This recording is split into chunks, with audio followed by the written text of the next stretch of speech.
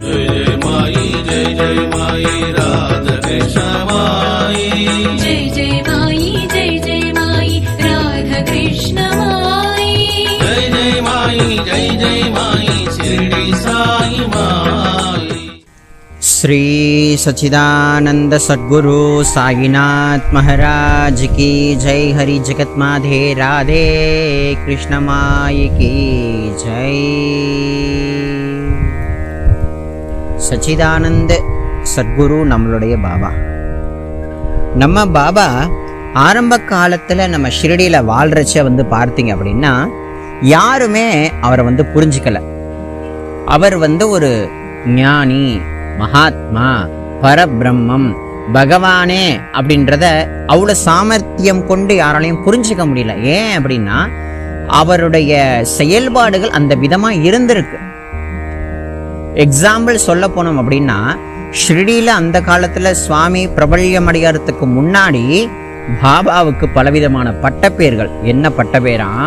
பித்துக்குளி பகீர், கேன பகீர், பைத்தியம் அப்படின்றது தான் ஆரம்ப காலத்தில் அறியாமையில் சில பேர் அந்த மாதிரி சுவாமியுடைய உன்னதத்தை தெரிந்து கொள்ளாமல் சொல்லியிருக்காங்க.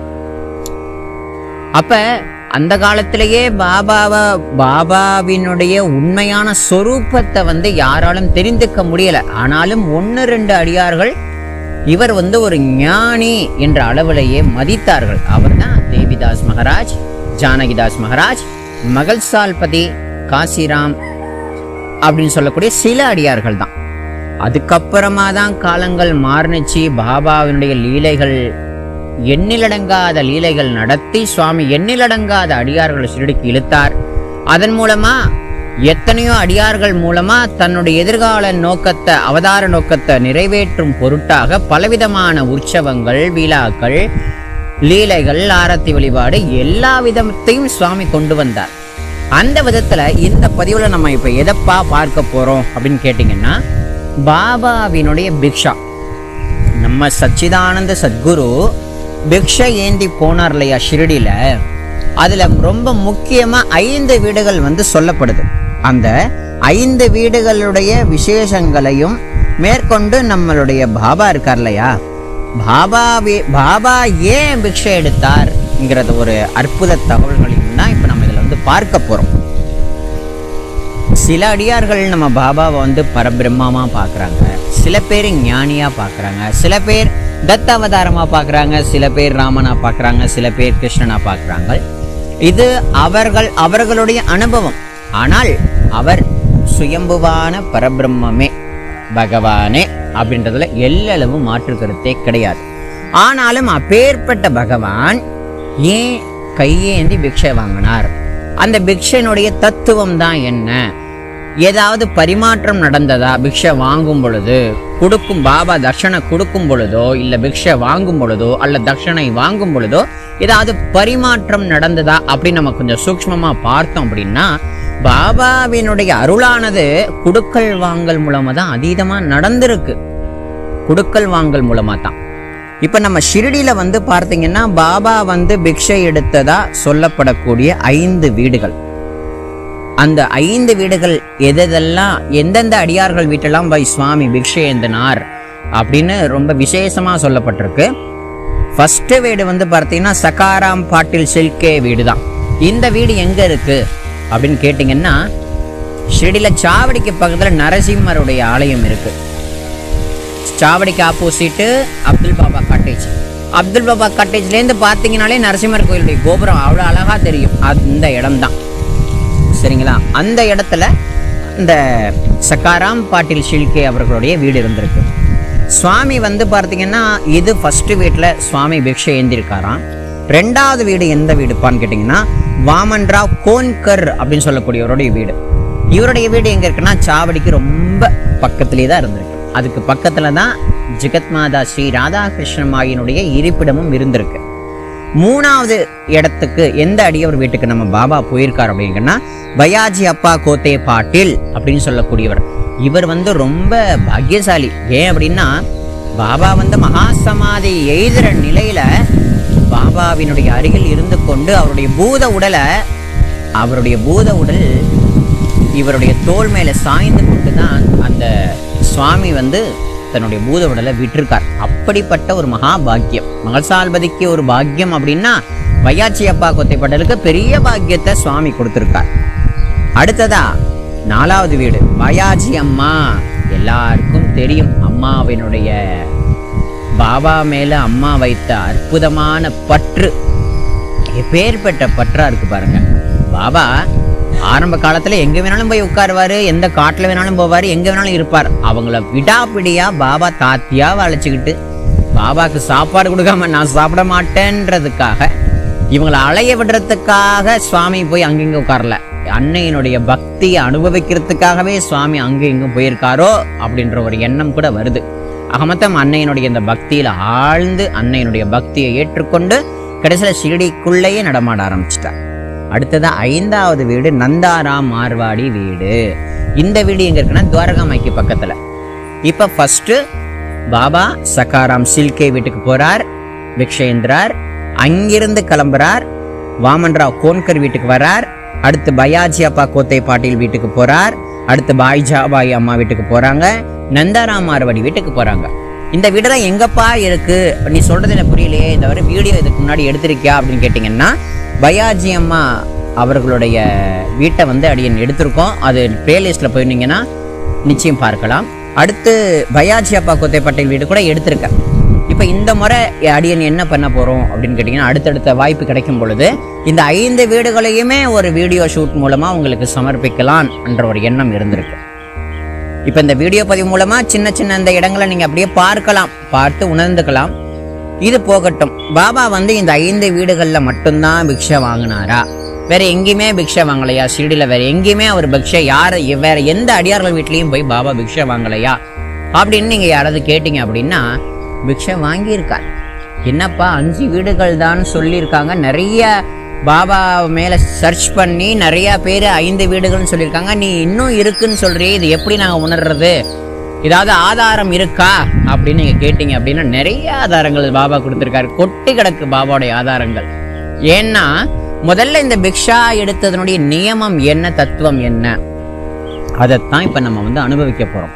பொதுவா பாபா வந்து ஒரு சேத்திர சன்னியாசியா இருந்திருக்கார். அதாவது ஒரு சேத்திரத்துல சன்னியாசி, அதாவது சேத்திர சன்னியாசி என்ன அப்படின்னா ஒரு சேத்திரம் ஒரே இடத்துல இருந்து கொண்டு அனைத்து அடியார்களும் ஈர்த்தெழுத்து அவர்களுக்கு அனுகிரகம் வழங்கக்கூடிய இடமா இருக்கிறதுனால சேத்திர சன்னியாசி நம்மளுடைய பாபா. சரிங்களா? அந்த சச்சிதானந்த சத்குரு இருக்கார்லையே, அவர் வந்து ஏன் பிக்ஷை வாங்கினார்? அது பிக்ஷை வாங்கக்கூடியது பாபாவினுடைய பரம தர்மம். ஏன்னா பாபா கிட்ட வந்து எதுவுமே இல்லைன்னு நம்ம சொல்ல முடியாது. ஏன்னா அவர் தான் அனைத்தும் சொல்லலாம். மேற்பார்வையில் அவருடைய உடல் பார்வையில நம்ம ஒரு சாதாரண பார்வையில பார்த்தீங்க அப்படின்னா பாலடைந்த மசூதியில வாழ்ந்தார். அவருக்குன்னு சில பொருட்கள் மட்டும்தான், ஜோலிப்பை இருக்கு, அரவைக்கல் இருக்கு, ஒரு பானை இருக்கு. அவர் வாழ்ந்த எப்ப இடிஞ்சு விழுவுனே தெரியாத ஒரு மஸ்ஜித், இதுதான் அவருடைய அரண்மனை.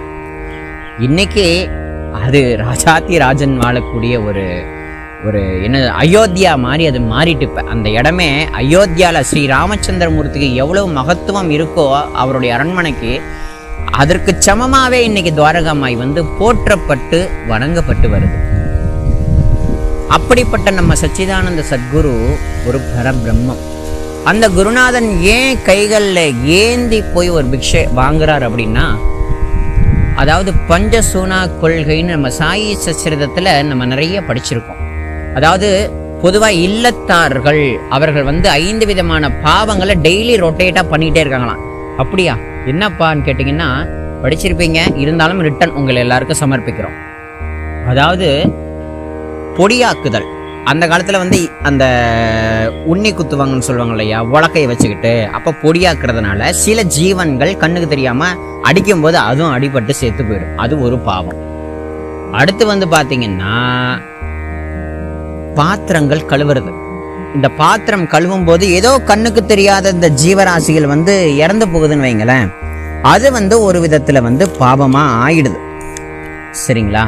அதே மாதிரி பெருக்கிறது கூட்டுறது. இந்த பெருக்கிறது கூட்டும் பொழுது சாணி தெளிச்சு நம்ம கூட்டுறோன்னு வைங்களேன், அப்படி செய்யும் பொழுது சில ஜீவராசிகள் வந்து அப்படியே இறந்து போகுது இல்லையா? இந்த மாதிரி இன்னும் ஏகப்பட்ட விஷயங்கள்ல வந்து நிறைய பாவங்கள் வந்து இல்லத்தாரர்கள் செய்கிறாங்க. அதாவது ஒரு விறகு வச்சு எரிக்கும் பொழுது கண்ணுக்கு தெரியாத ஜீவராசிகள் அக்னிக்கு பஸ்பம் ஆயிடுது, பாவம் ஆயிடுது. அதனால அவர்களுடைய அந்த பாவத்தை போக்குறதுக்கு பிக்ஷையை ஏந்தி சுவாமி அந்த பாவத்தை ஏற்றுக்கொண்டார். இது மட்டும்தானா அப்படின்னா இல்லை. பொதுவாக யார் வந்து நம்ம கிட்ட கையேந்துறாங்களோ அவர்களுக்கு பிக்ஷை இடுவது மனிதனுடைய தர்மம் அப்படின்றத உணர்த்துறதுக்காகவும் இந்த பாவங்களை போக்குறதுக்காகவும் தான் நம்ம பாபா ஒரு சப்பாத்தியை போய் ஒரு நந்தாரா மார்வாடி வீட்லையோ, பாயஜாபாய் அம்மா வீட்லையோ, பாயாஜி அப்பா கொத்தரப்பாட்டு வீட்லையோ வாங்குறார் அப்படின்னா அவர் வந்து ரொட்டியை வாங்கல, அந்த குடும்பத்தினுடைய பாவத்தையே வாங்கிடுறார்.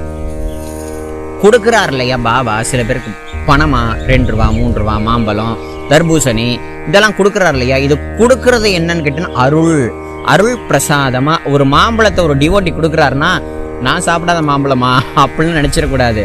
அருளே வடிவான பகவான் அந்த மாம்பழத்தை கொடுக்குறார் அப்படின்னா நம்மளுக்கு பின்னாடி ஏதோ ஒரு பெரிய ப்ராப்ளத்தை இந்த மாம்பழத்தை நம்மளை சாப்பிட வச்சு இந்த ப்ராப்ளத்தை சால்வ் பண்றாரு.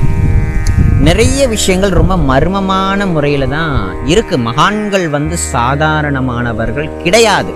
அவர்களுடைய ஒவ்வொரு செயல்பாட்டிலும் நிறைய நிறைய நிறைய நிறைய உட்கருத்துக்கள் நிறைஞ்சிருக்கும், புதஞ்சிருக்கும். சரி, விஷயத்துக்கு வருவோம். ஏப்பா இந்த 5 வீடு தவிர மீதி இன்னும் நிறைய வீடுகளுக்கு போனார்னு சொல்றியே, எப்படி அப்படின்னு நீங்க ஒரு வார்த்தை கேட்டீங்க அப்படின்னா, பாபாவினுடைய ஒரு சொரூபம் இருக்கு இல்லையா? அவர் துவாரகா மாயிலேந்து அடியெடுத்து வைக்கிறார். அழகா தலைமையில ஒரு முண்டாஸ் கட்டியிருக்கார், கையில ஒரு தகரடப்பா, அடுத்து ஜோலிப்பையில சாப்பாடு சப்பாத்தி இந்த மாதிரி ஆகாரம் வாங்குறார். சாம்பார் சப்ஜி இந்த குழம்பு மாதிரி இருக்கிறதெல்லாம் தகரடப்பால வாங்குறார். வாங்கி என்ன பண்றாரு, அத்தனையும் போட்டு ஒரு கொலாப்ஸ் பண்றார். எல்லாத்தையும் ஒரு கலக்குறார். கலக்கே சாப்பிடல, கொண்டு போய் கிளிகளுக்கு, பூனைகளுக்கு, நாய்களுக்கு, காக்காய்களுக்கு இதை வச்சுட்டு அப்படியே உட்காந்து ரசிச்சு பார்க்குறாராம். ரசிச்சு பார்க்கும்போது கூட அங்க இருக்கக்கூடிய பிக்ஷை எடுக்கக்கூடிய அந்த நிலையில இருக்கக்கூடிய ஒரு சில பேர் காக்காய்க்கு வைக்கிற இடத்துலயே போய் அதை எடுத்து சாப்பிட்டுருக்காங்களாம். அதையும் பாபா ஒன்றும் சொல்லலையாம். அப்ப பாபாவினுடைய இந்த பார்வை காக்காவா இருந்தாலும், பூனையா இருந்தாலும், பசுவா இருந்தாலும், என் பக்தனா இருந்தாலும், ஒரு பிக்ஷை வாங்குறவனா இருந்தாலும், பக்தன் இல்லாதவனா இருந்தாலும், அனைவரும் ஒன்றே, அனைத்து ஜீவனும் ஒரே ஆத்மாங்கிறது தான் பாபா வந்து நமக்கு உணர்த்துறார். அவரு வந்து பிரம்மம், அனைத்தையும் உணர்ந்த சுரூபம், நமக்காக தான் அவதாரம் பண்ணிருக்கு. அதனால ஒவ்வொரு அனுபவத்தையும் ஒவ்வொரு பாடத்தையும் நமக்கு அனுபவ ரீதியா வந்து பாபா நமக்கு கொடுக்கிறார். இப்ப தர்கட் ஃபேமிலியில ஒரு அற்புதம் நடந்தது, உங்க எல்லாருக்குமே தெரியும், படிச்சிருந்திருப்பீங்க. அம்மாவும் பையனும் அப்பா கிட்ட சொல்லிட்டு, அப்பா ஒழுங்கா பூஜை பண்ணணும் அப்படின்னு பையன் கண்டிஷன் போட்டு அம்மாவும் பிள்ளையும் கிளம்பிட்டாங்க. இங்கே அவர் 2 நாள் கரெக்டா வச்சா 3ஆம் நாள் தப்பு பண்ணிட்டார். என்ன தப்பு? கற்கண்டு வைக்காம மறந்துட்டார். வேலைக்காரனை விட்டு, அப்பா காலில் கற்கண்டு வச்சனா, வைக்கவே இல்லை முதலாளி அப்படின்னு சொன்ன உடனே பயந்து போய் நேராக பாபா காலில் விழுந்து, பாபா என்னை மன்னிச்சிருங்க பாபா அப்படின்னு சொல்லி இங்க அலறார். அங்க பாபா சொல்றார், அரே பாபு, இந்த மாதிரி நான் வீட்டுக்கு போயிருந்தேன், கதவு நல்லா இழுத்து தாப்பா போட்டிருந்தாங்க, ஆனா பரவாயில்ல எப்படியோ உள்ள பூந்துட்டேன். ஏதாவது சாப்பாடு வச்சிருக்காங்களான்னு பார்த்தா ஒண்ணுமே இல்லை, பசியோட நான் திரும்பி வந்துட்டேன் அப்படின்னு பாபா சொன்னார் இல்லையா? அப்ப பாபா ஷிரடியிலையும் இருக்கார், பாந்திரான்னு சொல்லக்கூடிய பாம்பேக்கும் போய் சாப்பாடு இருக்கான்னு செக் பண்ணவும் போயிருக்கார். பக்தர்களுடைய பக்திய உணர்ந்து அந்த பக்தின்னு சொல்லக்கூடிய நைவேத்திய பிரசாதத்தை அவர் எப்படி ஏத்துக்கிறாருன்னா சூக்ஷ்ம ஸ்வரூபத்துல சுவாமி வராராம். இப்ப 5 வீடுகளுக்கு போய் பிக்ஷை ஏந்தினார், இது வெளி தோற்றம். ஆனால் உள் தோற்றம் பாபா எந்த சொரூபத்துல, யார் ரூபத்துல, என்ன ஜீவன்கள் சொரூபத்துல போய் எல்லார்ட்டையும் பிக்ஷை வாங்கி சாப்பிடுறாருன்னு யாருக்குமே தெரியாது. சில அடியார்கள்ட்ட பூன சொரூபமா போய் பாபா லீல பண்ணியிருக்கார். அதாவது அவங்க கொடுக்கக்கூடிய பிக்ஷைய வாங்கியிருக்கார். அதே ஒரு சோதனை, நான் பூன சொரூபத்துல வரேன், இவனுக்கு பிக்ஷை போடுறானா இல்ல கம்பெடுத்து அடிக்கிறானா, அங்க ஒரு செக்அப். நம்ம அதில் தோத்து போயிடுறோம். மனுஷால் வந்தாதான் மதிக்கிறோம். ஒரு நாயோ பூனையோ எலியை வந்து அடிக்கிறோம். இது நம்மளுடைய தோஷம், கர்ம வினை. இது நமக்கு ஒரு தீராத வாசனை, அதனால நம்ம அதை அடிக்கிறோம்.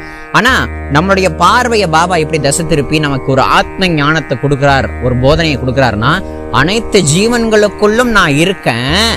பூனை வந்தா அது பசின்னு வந்து உன் முகத்தை பார்த்தா சாப்பாடு குடி, இல்ல பால் ஊத்து, அந்த பால் பூனை குடிக்கல நானே குடிக்கிறேன்டா அப்படின்னாராம். அப்ப அந்த இடத்துல ஒரு பூனைக்கு நம்ம பால் கொடுக்கணும் அப்படின்னா அந்த பூனை சொரூபத்துல பாபா நம்மளுடைய பிக்ஷை ஏந்திக்கிறார். அப்ப பாபா 5 வீடுகள்ல மட்டும் எடுக்கல, பூனை சொரூபத்துல போய் இன்னொரு வீட்லயும் போய் பால் குடிக்கிறார், அந்த வீட்லயும் பிக்ஷை ஏந்திக்கிறார்.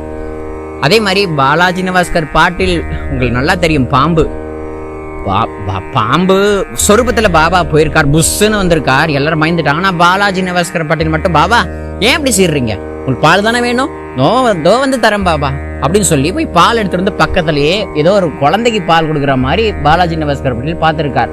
பாபா குடிச்சார், கிளம்பி போயிட்டார்.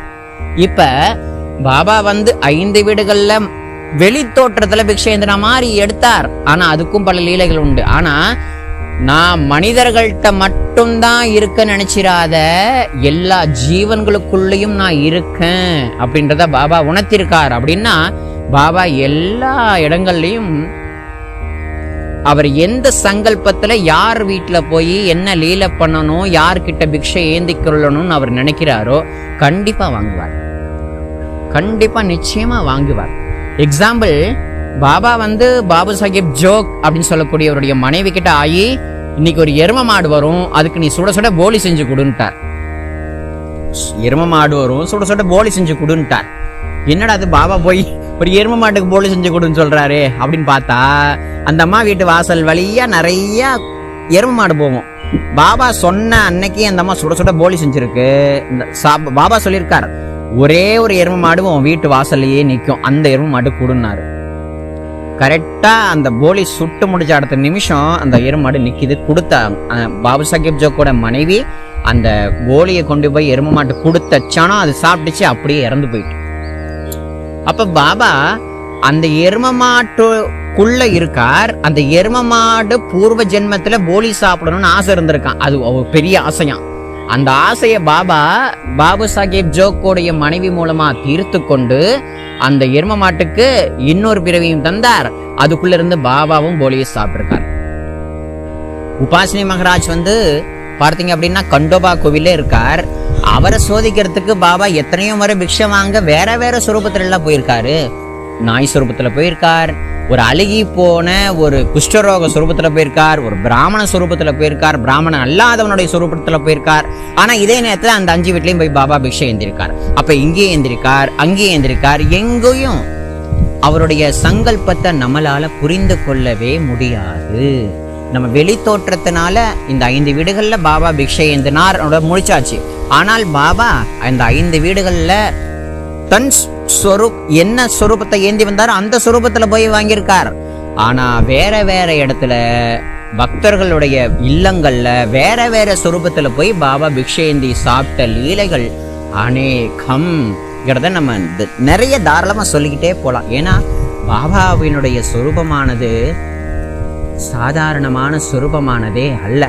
அவர் எல்லா சொரூபங்களையும் எடுக்கக்கூடியவர். இப்பதான் நல்ல ஞாபகம் வருது, பிவி தேவ் ஒரு விருந்து வச்சார் இல்லையா, அவங்க அம்மா பயங்கரமான விரதம் இருந்ததுனால ஒரு பாராயணம் பண்ணி முடிச்ச உடனே விருந்து வச்சாங்க. பாபா நீங்க இங்க விருந்துக்கு வாங்கன்னு லெட்ரு. ஆனா ஜோக் கையில அந்த லெட்டர் வந்தது. பாபா சொன்னா நான் விருந்துக்கு வரேன்னு சொல்லு அப்படின்ட்டார். பாபா இங்க இருக்க ஷிரடியில அவருடைய பிவி தேவ்ங்கிற வீடு எங்கேயோ இருக்கு, பாம்பேன்னு வச்சுங்களேன், அங்க இருக்கு. இங்கிருந்து எப்படி பாபா போறாரு நான் பாக்குறேன் அப்படின்னு ஜோக்கோட ஒரு எண்ணம். ஆனா அதே நாள் பாபா ஷிரடியில தான் இருந்திருக்கார். அதே 5 வீடுகள்ல பிக்ஷை வாங்கியிருக்கார், சாப்பிட்டு இருக்கார், எல்லா ஜீவனும் கொடுத்திருக்கார். ஆனா அதே நாள் ஒரு பிவி தேவ் கிட்ட சன்னியாசி சொரூபத்துல வேற ஒருத்தர் கோசாலைக்காக பிக்ஷை வாங்க வந்தார். அவருடைய சொரூபத்தையே எடுத்துக்கொண்டு பாபா அந்த வீட்லயும் அவர் கொடுத்த அந்த பிக்ஷை ஏற்றுக்கொண்டு நான் உன் வீட்டுக்கு வந்தேன் அப்படின்றத சுவாமி நிரூபிச்சிருக்காரு. அப்ப பாபா வந்து பார்த்தீங்கன்னா அவருடைய பிக்ஷா அப்படின்றது நம்முடைய கர்மாவை அழிக்கிறது. அவர் யார்? பரமேஸ்வரனே இந்த பூமியில நடந்து எனக்கு 2 ரூபாய் கொடு, எனக்கு 100 ரூபாய் கொடு அப்படின்னு கேட்டு வாங்குறார் அப்படின்னா நம்மளுடைய பூர்வ ஜென்ம அந்த கர்மா, நம்மளுடைய பூர்வ ஜென்ம தீய வாசனைங்க. சில பேர்கிட்ட 6 ரூபாய் கொடுன்பார். என்னன்னா காம குரோத லோப மோக மதம் ஆச்சரியம், அந்த 6த்தையும் சுவாமி அந்த 6 ரூபாய் வாங்குறதுனால அழிச்சிடுறார் பாபா. சில பேர்ட்ட 11 ரூபாய் கேட்பார்.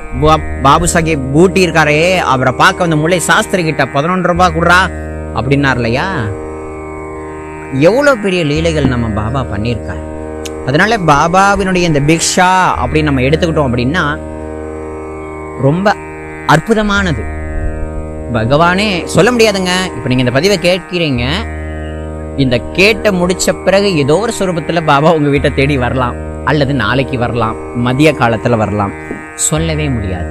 அதனால நம்மளுடைய வாழ்க்கையில ஒவ்வொரு நிமிஷத்தையும் ரொம்ப கவனமா எடுத்து வைங்க. ஏன்னா நம்ம நாளைக்கு நம்ம எல்லாம் உயிரோட இருப்போமான்னு தெரியாது. ஏன்னா காலம் அப்படி உள்ளது. நம்மளுடைய பிராணன் எப்ப வேணாலும் நம்ம கிட்ட இருந்து பிரியலாம். பிரியறதுக்கு முன்னாடி நம்ம பகவான் எங்கும் இருக்கான், எந்த சொரூபத்திலையும் நம்ம கிட்ட வரலாம். நீங்க ஒரு இடத்துக்கு பஸ் ஏற போறீங்க, பசிக்குது ஏதாவது கொடுங்களேன் அப்படின்னு ஒரு பொண்ணு கையில இடுப்புல குழந்தைய வச்சுட்டு வரலாம். ஆனால் அந்த அம்மாவும் அந்த குழந்தையும் நிச்சயமா பாபாவே தான் அப்படின்னு நம்ம பாவிச்சு ஒரு 2 ரூபாய் கொடுத்தா அது பாபா கொடுத்ததுக்கு சமமாகும். அப்படின்னு சொன்னா பாபாவை அலட்சியப்படுத்துறதுக்கு சமமாகும். ஏன்னா பாபாவே சொல்லியிருக்கார், எனது படைப்புகளில் அனைத்து உயிர்களிலும் என்னை காண்பவன் எனக்கு உகந்தவன் அப்படின்னு சொல்லியிருக்கார். ஆகையினால பாபா லௌகீக பார்வை கொண்டவர்களுடைய பார்வையில இந்த 5 வீடுகள்ல சுவாமி போய் பிக்ஷை ஏந்தினார். அதனால இந்த ஷிரடியில அந்த 5 வீடுகள் புனிதப்படுத்தப்பட்டது அப்படின்றது ஒரு பக்கம். இது வெளிப்புற தோற்றம். ஆனால் இந்த அகிலமே புனிதப்படுத்தப்பட்டது.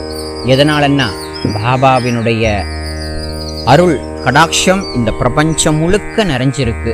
பாபாவையே தன் கதியா நினைத்து வாழக்கூடிய அத்தனை பக்தர்களுடைய இல்லங்களிலும் பாபா நீங்க வைக்கிற ஒவ்வொரு நைவேத்திய பிரசாதத்தையும் பிக்ஷையா ஏற்றுக்கொள்கிறார்ங்கிறது பரமசத்தியம்.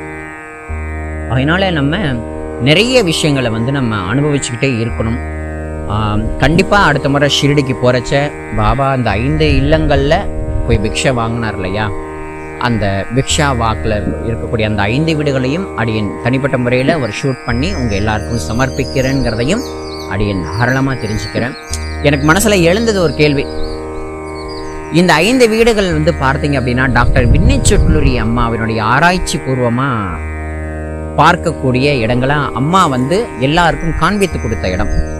எனக்கு ரொம்ப ஒரு விஷயம் தோண்டிக்கிட்டே இருந்துச்சு. பாபா 5 வீடுகளில் மட்டும்தான் பிக்ஷை வாங்கினாரா அப்படின்னா அந்த 5 வீடுகள் மட்டும்தான் விசேஷமானதா? இப்போ மற்ற அடியார்களுடைய வீடுகள்லாம் என்ன அப்படின்றதெல்லாம் நிறைய யோசனைகள் எனக்குள்ள ஓடிக்கிட்டே இருந்தது. ஏன்னா அப்போதான் நிறையா விஷயங்களை நான் கொஞ்சம் அடியன் எடுத்து பார்க்க பாபா ஷிரடியில் இருக்கக்கூடிய எத்தனையோ வீடுகளில் வேற சொரூபத்துலலாம் கூட நைவேத்தியம் வாங்கியிருக்கார், பிரசாதம் பிக்ஷை வாங்கியிருக்கார். சில பேர் வீட்டில் எரும மாடு சொரூபத்தில் போயிருக்கலாம், சில பேர் வீட்டில் பூனையா போயிருக்கலாம், சில பேர் வீட்டில் பாம்பா போயிருக்கலாம், சில பேர் வீட்டில் எறும்பு எந்த சொரூபத்தில் வேணாலும் போயிருக்கலாம். ஆகையினால பாபா அந்த சொரூபத்தோட போன அந்த 5 வீடுகள் இல்லாம, ஷிரடி மட்டும் இல்லாம இன்னைக்கு நம்ம வணங்கக்கூடிய அத்தனை பாபாவினுடைய பக்தர்கள் வீட்டில எல்லாம் டெய்லி பாபா தன் பிக்ஷையை ஏற்றுக்கொள்கிறார்ங்கிறது பரமசத்தியம். ஆகையினால ரொம்ப குறிப்பிட்டு டாக்டர் வின்னிச்சுட்லுரி அம்மா நமக்காக தேடி கண்டுபிடிச்சு இன்னைக்கு நமக்காக பாபா ரொம்ப முக்கியமா இந்த 5 வீடுகளில் போய் பாபா பிக்ஷை ஏந்தினார் அப்படின்னு ஒரு அற்புதமான இடங்களை நமக்கு காமிச்சு கொடுத்துருக்காங்க. அதனால் டாக்டர் வின்னி அம்மாவுக்கு அம்மாவினுடைய அந்த சுரூபமானது இப்போ இல்லைனாலும் அம்மா அவளை விடப்பட்ட அத்தனை காரியங்களும் பாபாவோட கிருப்பையினால இன்னைக்கு நடந்து கொண்டு இருக்குங்கிறதுனால டாக்டர் வின்னி அம்மாவுக்கும் நம்ம நமஸ்காரம் பண்ணிக்கணும். ஏன்னா இன்னைக்கு ஷிரடியில் ஏகப்பட்ட விஷயங்களை காட்டி கொடுத்துருக்காங்க. நிறைய பேர்களை அவங்க நிறைய விஷயங்களை சொல்லி கொடுத்து வழிநடத்தி அவங்களும் அம்மா விடப்பட்ட அந்த சேவைகளை இன்னைக்கும் நல்ல மனதார உளமாற சேவையாக பாவிச்சு செஞ்சுக்கிட்டு இருக்காங்கங்கிறதுனால ரொம்ப மகத்துவம் வாய்ந்த சேவை, மகத்துவம் வாய்ந்த வின்னி அம்மாவினுடைய சேகரிப்பு குறிப்புகள். அந்த சேகரிப்பு குறிப்புகள் மூலமாக தான் இந்த பிக்ஷா அந்த 5 வீடுகள் இந்த பிக்ஷா வந்து டாக்டர் வின்னியம்மாவுடைய குருகுலம் சொல்லக்கூடிய அந்த நூல்லேருந்து தான் எடுக்கப்பட்டிருக்கு. ஓங்கோல் பரத்வாஜ் அவர்கள் வந்து சில குறிப்புகளை கொடுத்திருக்கார். டாக்டர் நரசிம்ம சுவாமிஜி பிவி நரசிம்ம சுவாமிஜி வந்து அதுலேருந்து நான் கொஞ்சம் செக் பண்ணி பார்த்தேன், ஓரளவு சுவாமியும் கொடுத்துருக்கார். ஆகையினால எல்லா குறிப்பு நுட்பங்களையும் தேடி பார்த்து தான் இந்த பதிவை வந்து உங்கள் எல்லாருக்கும் அப்படின்னு சமர்ப்பணிக்கிறேங்கிறதையும் தாராளமாக சொல்லிக்கிறேன். ஷிரடிக்கு கண்டிப்பாக போனீங்கன்னா பாபா டெய்லி ரொட்டேடாக அந்த 5 வீடுகளுக்கு எப்படி போனாருங்கிறத அப்படின்னு திரும்பவும் கடைசியாக சொல்லிக்கிறேன். முதல்ல பாபா சகாராம் பாட்டில் ஷில்கே வீட்டுக்கு போயிருக்கார். இந்த வீடு நரசிம்மர் ஆலயத்துக்கு பக்கத்தில் இருக்கு, சாவடிக்கு பக்கத்தில். அடுத்து வாமன்ராவ் கோன்கர் வீடு அப்துல் பாபா காட்டேஜுக்கு பக்கத்திலே இருக்கு இவருடைய வீடு. அடுத்து பயாஜி அப்பா கோத்தை பாட்டில். இந்த பயாஜி அப்பா கோத்தை பாட்டில் வீடு சொல்லணும்னா சாவடிக்கிலேருந்து கொஞ்சம் தூரம் தள்ளி டேன் பண்ணோம் அப்படின்னா ராமச்சந்திர பாட்டில் அவர்களுடைய வீடு இருக்கு. அதுக்கு பேக் சைடில் தான் இவருடைய இடம் இருக்கு, பயாஜி அப்பா கோத்தை பாட்டில் வீடு. அந்த பயாஜி அப்பா கோத்தை பாட்டில் வீட்டுக்கு பக்கத்திலேயே ஒரு சந்து மாதிரி இருக்கும், வலை போட்டிருப்பாங்க. அது உள்ள போனீங்கன்னா எடுத்த 2வது வீடே பயாஜி அம்மாவுடைய வீடு. கடைசியா தான் பாபா துவாரகாமாய்க்கு பக்கத்துல இருக்கக்கூடிய நந்தாரா மார்வாடி வீட்டுக்கு வந்திருக்கார். கண்டிப்பா உங்களுக்கு சொல்லும் போது புரியல அப்படின்னாலும் நிச்சயமா அடியன் வந்து ஒரு வீடியோ பதிவு எடுத்து உங்க எல்லாருக்கும் தாராளமா சமர்ப்பிக்கிறேங்கிறதையும் தெளிவா சொல்லிக்கிறேன். இன்னும் நிறைய விஷயங்களை வந்து நம்ம அனுபவிக்க போறோம். இது எல்லாமே பாபா கொடுத்த பொக்கிஷங்கள்.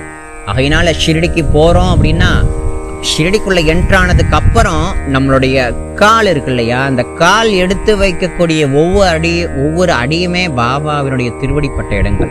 ஆகையினால பாபா நடந்து போன பாதையா பாவிச்சு ஒவ்வொரு அடி எடுத்து வைக்கும் போது அவருடைய திருநாமத்தை சொல்லி அவர் எப்படி பக்தர்களை ஆட்கொண்டு லீலை புரிந்தார் அந்த லீலையிலையும் அந்த பாவத்திலையும் நம்மளுடைய மனசை மூழ்கடிச்சு நம்ம ஷிரடில இருந்தோம் அப்படின்னா பரமசத்தியமா பாபா ஏதோ ஒரு சுரூபத்துல நமக்கு வந்து அனுகிரகம் பண்ணுவார்ன்றதுல எல்லளவும் மாற்று கருத்தே கிடையாது. இதை சொல்லி இந்த பதிவை வந்து முடிப்போம். இந்த பாபா பிக்ஷை ஏந்திர அந்த விதம், பாபாவின் அதுல இருக்கக்கூடிய தத்துவங்கள் நிறைய இருக்கு. இதெல்லாம் சொல்லணும்னா பெரிய சொற்பொழிவு தான் பண்ணணும். அப்புறம் நிறைய புராணங்கள்ல இதிகாசங்கள்ல நிறைய மகான்கள் பிக்ஷை ஏந்திருக்காங்க. நிறைய மகான்கள் வந்து சில மகான்களால் ஊட்டி விட்டா தான் சாப்பிடுவாங்க, ஊட்டி விட்டா சாப்பிடவே மாட்டாங்க. சில பக்தர்கள் டீ கொடுத்தா சாப்பிடுவாங்க, சில பக்தர்கள் வாழைப்பழம் கொடுத்தா எல்லாமே ஊட்டி விடணும். சில மகான்கள் வீடு வீடா போய் பிக்ஷை வாங்கி சாப்பிடுவாங்க. சில மகான்கள் எப்படி வேணாலும் இருப்பாங்க, 10 நாள் தொடர்ந்து சாப்பிடுவாங்க, 30 நாள் 1 மாசம் வரைக்கும் சாப்பிடாம இருப்பாங்க. இது நிறைய மகான்கள் கூடியது. ஆனால் நம்ம பாபா டெய்லி ரொட்டேஷனா அவர் கேனப்பக்கீர்னு சிறிடி மக்கள் கூப்பிடப்பட்டதுலேருந்து, அவர் ஒரு மகானா கருதுனதுலேருந்து, அவர் ஒரு மகாராஜாவா ஆனதுலேருந்து பகவான்ற நிலை வரைக்கும் அவர் வந்து பார்த்தீங்கன்னா அன்றாடம் செய்த ஒரே காரியம், ரொம்ப முக்கியமான காரியம் பிக்ஷை ஏந்தினது தான் ரொம்ப முக்கியத்துவம் வாய்ந்தது. அதனால சுவாமியினுடைய சாநித்தியம் இதை கேட்கக்கூடிய அத்தனை பேர்களுடைய ஹிருதயத்திலையும் ஏற்படட்டும். சிறடி போனவங்க கண்ணை மூடி சுவாமி எப்படிலாம் போயிருப்பாருன்றத பாவிச்சு பாருங்க. அமைதியான சூழ்நிலையில ஷிரடிக்கு போகாதவங்க இந்த வீடியோ பதிவை பார்த்து மனசை தேத்திக்குங்க. ஷிரடி போகிறதுக்கு முயற்சி பண்ணுங்க. ஷிரடி போகணுன்ற விருப்பம் இருக்கா, அடியனுடைய நம்பர் கீழே டிஸ்கிரிப்ஷன் பாக்ஸ்ல கொடுக்குறேன். அடியன் எப்போ போறேனுங்கிறத நான் உங்களுக்கு ஒரு நேரம் நீங்க என்னுடைய நம்பர் கொடுக்குறேன், நீங்க நம்பருக்கு கால் பண்ணி பேசுங்க. அடியன் எப்போ போறேன்னு சொல்லும் பொழுது அடியன் உங்களை தாராளமாக அழைச்சிட்டு போறேங்கிறதையும் இந்த நேரத்தில் தெளிவாக சொல்லிக்கிறேன். நிறைய விஷயங்கள் நம்ம அனுபவிக்க போறோம். சச்சிதானந்த சத்குரு சாயிநாத் மகாராஜ் கி ஜெய். ஹரி ஜெகத் மாதே ஸ்ரீ ராதே கிருஷ்ண மாயே கி ஜெய்.